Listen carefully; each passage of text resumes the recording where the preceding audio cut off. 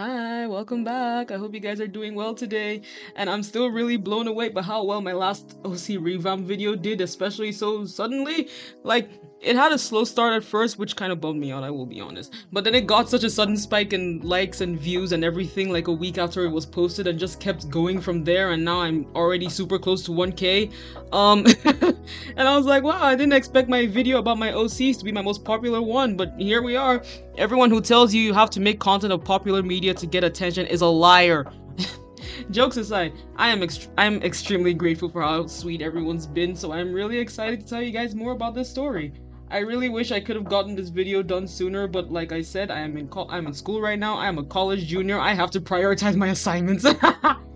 um Before we start, I do have some updates. One, I got myself a new microphone, if you could tell, and finally discovered the noise suppression feature on OBS, if you could also tell. So hopefully the audio sounds a lot better to y'all. And two, I also got myself a Bluetooth keyboard, which I'm not sure why I didn't think to do that sooner, but okay. Anyways, it's definitely helped streamline my drawing process since, again, I mostly draw on my laptop with the keyboard bent back, so I couldn't actually use keyboard shortcuts before now. And fun fact, I can't believe I forgot to mention this the first time, but one of the main reasons why I remember so many details about this story is because I still have what I like to call my web journal, which is basically a collection of folders and Word documents I started back when I was 14 and didn't know about Google Drive to help me keep track of my stories, character bios, and more. I still consider myself extremely lucky that I didn't lose these when my last laptop broke because OneDrive is a lifesaver. Anyways, in my last video, which of course I recommend watching before this one, I told you guys a bit about one of my childhood stories, Seven Destinies, which I might change to Fate System since that name started to grow on me again. Sorry to everyone who already likes the original name. Now, the goal of today's video is to talk about the last of the 7 main characters and elaborate a bit more on the system and the overall story. Honestly, I would have done all that the first time, but like I said once, I've been so paranoid about making my videos too long because I'd hate to bore you guys. Also, the longer the video, the longer it takes for Capcut and YouTube to do literally anything with it. So, that all being said, I definitely want to start with this backstory of the maybe titular and definitely dangerous Fate system. Do remember though that some aspects of this story are embarrassingly underdeveloped, so while I'll do my best to make sure everything's at least cohesive, there will still be some facts that are kind of vague, and a lot of this stuff I even had to make up while writing the scripts to fill in the gaps. So also remember that some aspects of this are subject to change. Anyways, the town the story takes place in is called Ember Grove, and for the most part it's a very normal modern world. But way back in the day, in a period known as the Mage Era, Ember Grove actually used to be a very fantastical kingdom where all types of magic were commonly used. And within this kingdom, there were 7 tribes with names that I randomly made up, so don't ask if there are any important meaning behind them. There aren't. Agravi, Chevrier, Isamin, Kate, Derisme, Walser, and Virica. Whatever these tribes' designated roles were, I am yet to decide on, but their general existence is important later. Another very important fact for later is that this magical society was very big on the idea of fate and predetermined events, and believed every little thing happened for a greater reason. For reasons that are also not fully decided on yet, gosh, but will likely have to do with people fighting against the whole predetermined events idea and wanting to forge their own path by force, the Mage Era came to a messy end and all the magic essence that was once so normalized and celebrated had to be stored away deep underground so no one could tap into it. Time went on and people eventually learned to live without the magic and forgot about the Mage Era. So much so that by the time the modern era came around, it was little more than an obscure or urban legend. Some people believe the magic underground was still active, some believed it had long since disappeared, some believed the magic never existed in the first place, and most didn't even know anything about these rumors. By the way, fun fact, the main story starts in 2022, and remember, I started developing this version of the story when I was 12, so in 2015, and my younger self was very ambitious, being like, I want this story to happen in real time, like I want the days in each episode to match the days they're released. I'm gonna start publishing this story when I'm 19, and now here I am at age 20 and I'm nowhere near done developing the story. Okay, it doesn't hurt to dream big, guys. Anyways, back to the backstory. There was one person who was especially interested in this magic, and her name was Lorena Davis. Think of her as a combination of Fort Pines and Handplates Gaster. Lorena was a scientist, anthropologist type lady who'd always had an interest in the supernatural. So when she heard about this ancient magic through the grapevine, she became curious about whether or not it was still active, and what would happen if one were to tap into it after such a long time. So after lots of research and trial and error, because again, finding even the most basic information about the Mage era was a challenge at best, Lorena finally pinpointed a specific area deep within the town's titular grove where the magic was originally buried and got to work. With the funding she got from her employers, who she also lied to about the true nature of her research to avoid being ridiculed and or told to stop, she spent years building up a private workshed/lab in that grove and then a big control panel type machine with multiple special wires that worked a bit like magnets. She buried their tips into the ground so they could search for and connect with the magic channels that were deep in the earth. And it worked. Soon the wires got a hold of the magic energy and were able to bring it all back up to the surface for Lorena to harness and study. And as she expected, this energy that had been left unrefined and unused for centuries was extremely restless, volatile, and if care wasn't taken, fatal. So of course Lorena decided that there was no way she was testing this magic on herself. She needs to do so on other people. How exactly she got a hold of her little test subject is also undecided, but I'm considering them being young orphans who already had next to no one to miss them if anything went wrong. She also made sure to have 7 subjects who were direct descendants of the original tribes, or at least could be a stand-in representative or something, since it was once believed that the magic is always stronger when used alongside different people of each tribe. Anyways, this first set of tests was a complete disaster. Lorena did nothing to actually make sure the magic was safer to use. She just injected all that unbridled energy into her subjects to see what happened, and what happened was horrible side effects, including but not limited to complete loss of control over their emotions, actions, and new abilities, extreme paranoia, rapidly increased heart rates, and shortly after, death. And the whole time, Lorena was just kind of nodding her head and writing notes as if this was just a normal lab procedure. Yeah, she was never really the type to care about other people's lives and safety. So after burying her ex-subject somewhere else in the forest because rotting bodies don't make good decorations, Lorena's next move was to actually cleanse and filter the energy into different types of magic.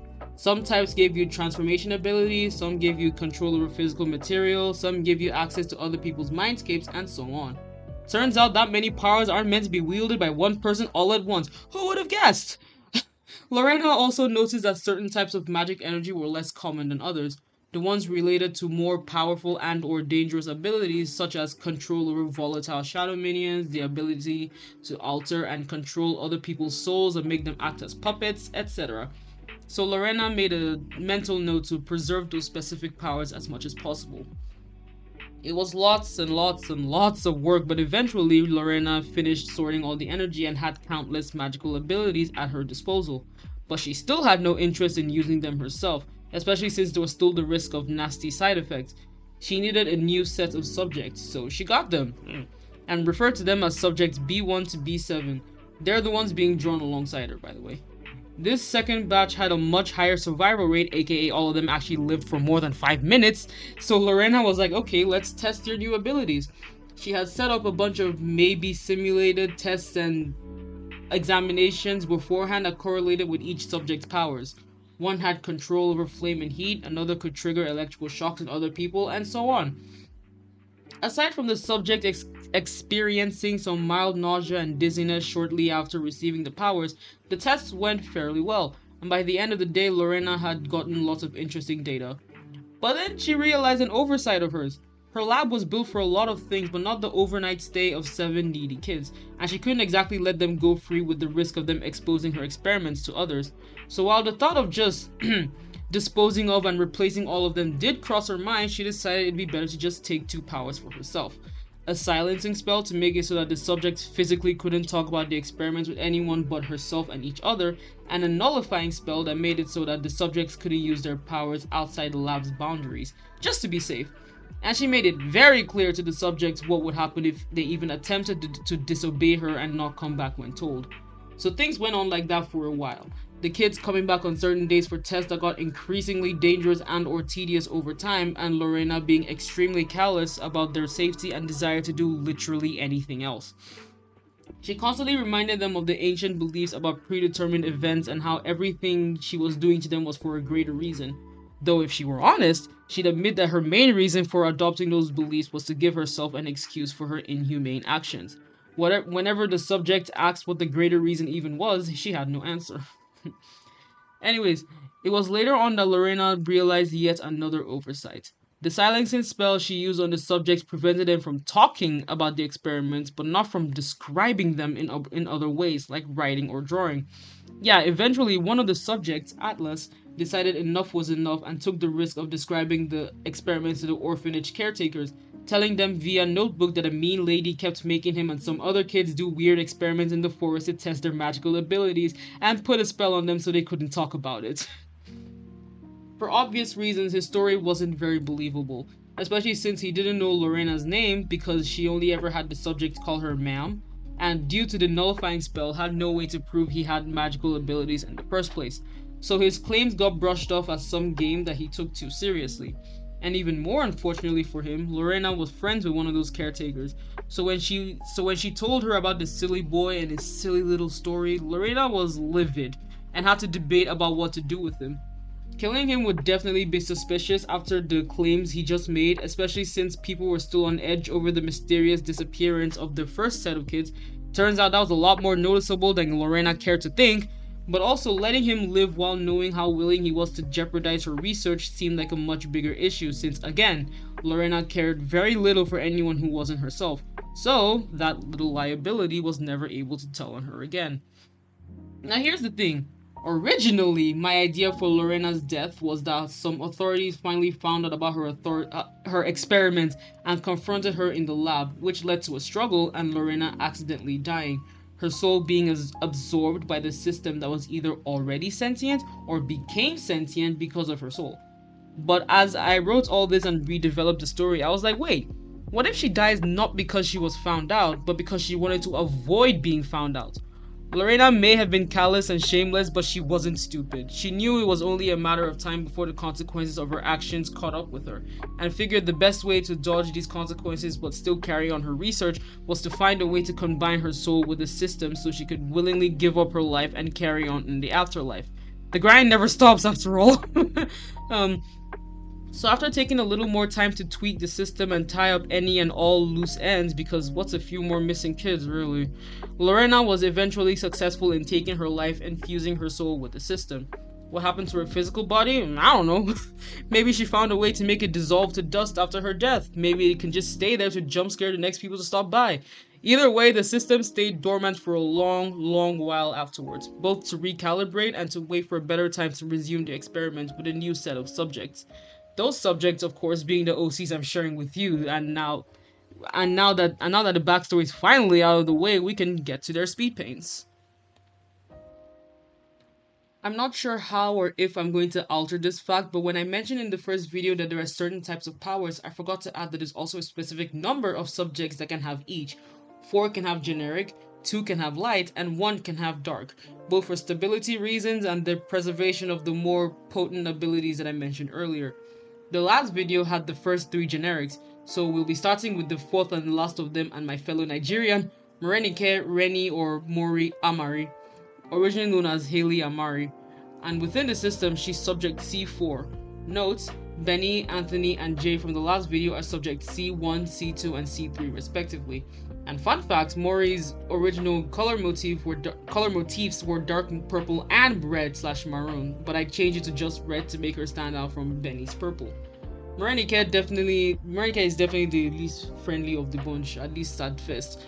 She's blunt, cynical, and very quick to pass harsh judgment on anyone and everyone, including herself. Due to the very, very messy family situation, Mori has some pretty serious self-esteem issues that lead her to constantly take her frustration out on everyone else, whether she means to or not. She also has a strong dislike for mirrors / the side of her face, which isn't a good mix with Tiffany's powers, but they're for later. I always imagined she'd be the absolute least enthusiastic about pledging into the system. Like, not just because of the obvious fact that the system seemed shady at best, but also because joining in meant Morenike would have to constantly spend time with other people, most of whom she actively disliked and was well aware didn't like her much either. So it wouldn't be a good time for anyone involved. But unfortunately, Mori was one of the first to prove that the subjects do not have a choice. Once they're chosen to pledge in, they have to. See, the system chose its new subjects at random and linked itself to their souls, luring them to its location with a weird, I guess, metaphysical pull that gives them the urge to venture into the grove. But it doesn't lure all of them in one go. More so one or two of them per day, or I guess. So Morenike was one of the last to be called over, and when she got to meet with the earlier recruits who were also there and learned about what would happen if she pledged in. So obviously she noped out and immediately insisted there was no way she was doing that. But again, the system already had a hold on her soul. So the more she tried to resist and walk away, the more the system basically yanked her back, to the point that it nearly ripped her soul out of her body, which would have killed her instantly. Think of it like the soul strings, or whatever they're called, from Marionetta that prevents the circus members from leaving the fairgrounds. So yeah, safe to say Rennie eventually gave in. And the power she got out of that whole ordeal is time control. I'll admit it for a long time it was the least developed of the bunch because younger me never thought there was much that could be done with it anyways besides the standard freeze time, rewind, fast forward, all that stuff.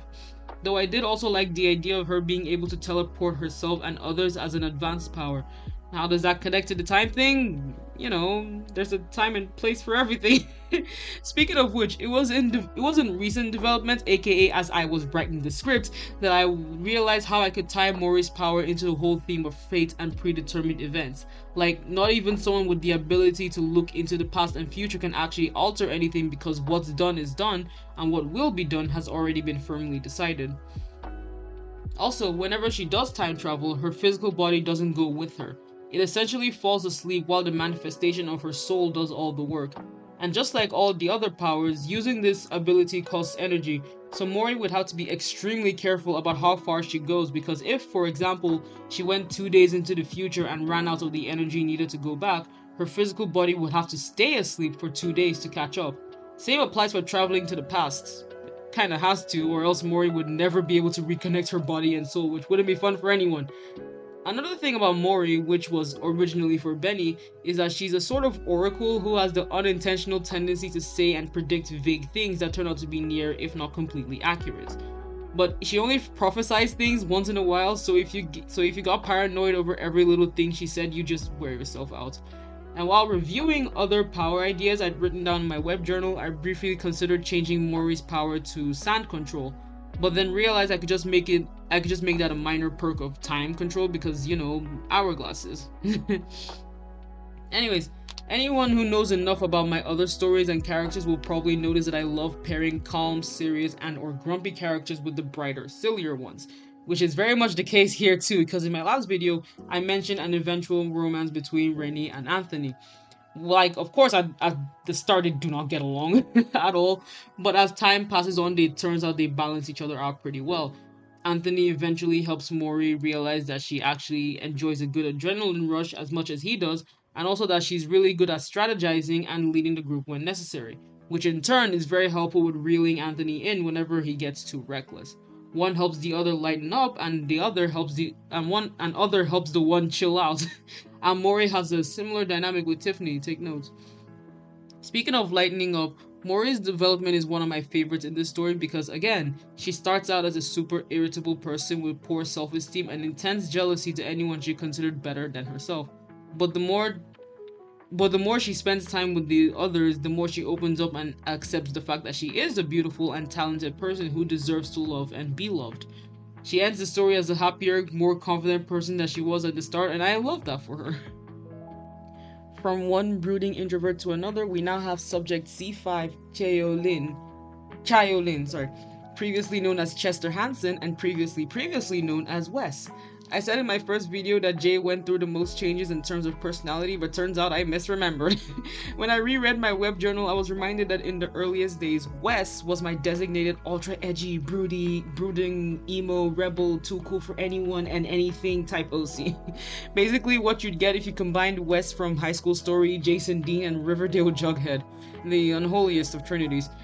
That version didn't last very long, thank God, because I realized it was too similar to the personality Haley, the original Morenike, had at the time.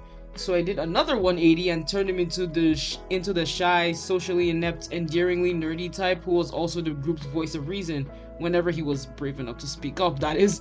And then I changed his personality again to be a kind of combo of the previous ones. So now he's the introverted, responsible friend who gets kind of strict sometimes but overall means well and cares a lot about his friends even if he's pretty deadpan most of the time. So think of him as a combo of Toby from Lawlence Curse, who I swear I didn't mean to make Chaiyo look so much like, and Akane from TBHK.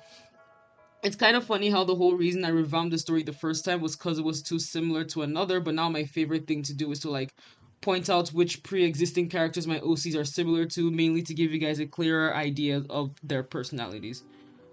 Anyways, his power is known as Shadow Control and is the sole dark power or whatever of this set. Because of course I had to let some of his edginess carry over. Plus it matches his whole thing of preferring to work in the shadows and to hide in the shadows and work behind the scenes. The default version gave him night vision indicated by glowing eyes and the ability to travel through actual shadows. So kind of like what Nico D'Angelo can do, except Chaiyo can oh my goodness. Except Chaiyo can't exactly teleport himself. It's more of he can blend in with shadows to hide himself, but whatever location he wants to get to will have to be directly connected to whatever shaded area he's already in. As long as there's no direct light cutting off the path, because then he wouldn't be able to pass. Those situations would be a good time for Anthony to provide clouds to block that light and help Chaiyo get from point A to point B. Much earlier in this video, I mentioned there were powers that gave one control over humanoid shadow minions, and access to other people's mindscapes, so their thoughts, dreams, and memories. That's essentially the advanced version of Chaiyo's powers, except due to the nature of his control, there are always negative side effects to the use of those powers, like beyond the standard costing energy setback. It doesn't matter what task he summons the minions for, and it doesn't matter how well they accomplish that specific task, they will always find a way to make something worse. And if they come into direct contact with anyone who isn't Chaiyo, especially by passing through them, they'll leave some of their residue in that person and essentially poison them from the inside, which can be fatal if not healed soon. And with the visiting people's mindscapes thing, he has to be sure to just observe what's already there and not interact with or alter anything, because that would also always end badly. Just like how his minions can poison a person's body and soul, Chaiyo is capable of poisoning someone's mind and driving them insane if he isn't careful, or if he wants to. Yeah, just like Jay, I can imagine Chaiyo having a sort of corruption arc later down the line, like not even just cause the system and a certain someone keeps pushing him to do cruel things, but because of the inherently toxic nature of his abilities. He's well aware of the horrible effect his powers can have both on himself and others, hence why he's initially so hesitant to use them most of the time, which is a very fun contrast to the aforementioned someone who's also our next character. Again, with me pairing serious and silly characters, we now have Chaiyo's partner in crime and the team's golden girl in more ways than one, Subject C6, Tianhui, or Lisa, previously named Lisa McAshin, then Lisa McAaron, and then just Aaron, girl whatever. She's a girl of few words due to speech apraxia, but easily still one of the most expressive. She's bright, super extroverted, a bit melodramatic sometimes, but it's usually in good fun, and overall just a really fun person to be around, much like Anthony, who she gets along with very well. She's also multi-talented, especially in music, and back in the day it was to a ridiculous level, so I eventually toned it down because, oh no, I can't have a Mary Sue character or everyone will hate her or whatever. Speaking of music, fun fact, back I played with the idea of Benny and Lisa sharing a YouTube account where they do song covers and homemade music videos, and honestly I'd like to keep that idea. Anyways, the thing about Lisa though is that though she's genuinely very sweet and friendly most of the time, she's also a pretty self-centered, attention-hungry person who takes a little too much pride in her talent and struggles to care as much as she should about others and how her wrongdoings affect them, always finding one excuse or another for her behavior. Basically, she has narcissistic personality disorder, and joining the system's experiments only made this worse because, again, one thing the system loves to do is push its subjects to be the worst versions of themselves and see what it would take for them to crack and harm others. So it quickly takes advantage of Lisa's ego and turns her into a pretty sinister person. So think of what you'd get if you fused Mitsuba and Tsukasa from TBHK. See, Lisa got one of the two light powers, hers being spirit control. The default version gave her the ability to communicate with the spirits of the deceased, for example, the last two set of subjects who still need help passing on to the afterlife, and summon/control special beings known as Emberite spirits, ghostly, vaguely animalistic creature assistants that are kind of parallels to Chaiyo's shadow minions.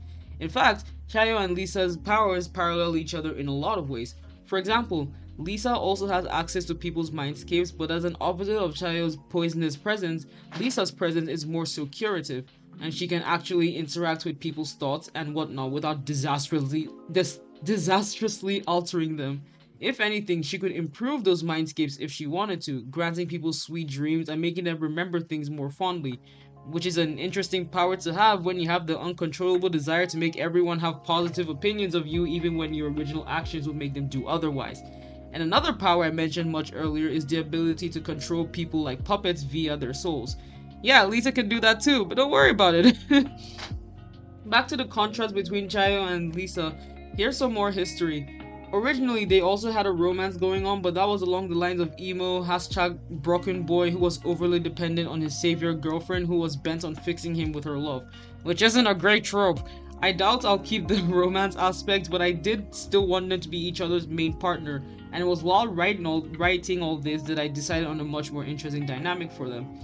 Alongside Chaiyo's deep dislike for his powers and the desire to use them as little as possible, there's Lisa, who takes great pride in her powers and the fact that she got one of the more special ones, often pestering Chaiyo and insisting that such cool abilities should be used to their advantage as much as possible, regardless of if it hurts other people.